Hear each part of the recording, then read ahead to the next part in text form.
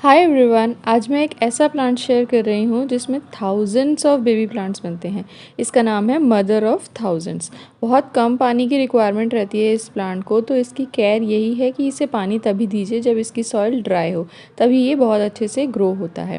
इसमें ऐसे baby plants बनते हैं और जब वो मदर के साथ अटैच होते हैं तभी उसमें ऐसे रूट्स भी बन जाती हैं वाइट कलर की।